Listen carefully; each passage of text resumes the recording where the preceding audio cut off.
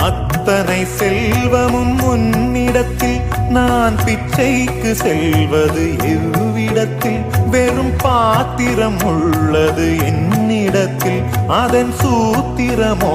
அது உன்னிடத்தில் ஒரு முறையா இருமுறையா பல முறை பல பிறப்பெடுக்க வைத்தாய் புதுவினையா பழவினையா கணம் கணம் தினம் என்னை துடிக்க வைத்தாய் பொருளுக்கு அலைந்திடும் பொருளற்ற வாழ்க்கையும் துரத்துதே உன் அருள் அருள் அருள் என்று அலைகின்ற மனம் இன்று பிதற்றுதே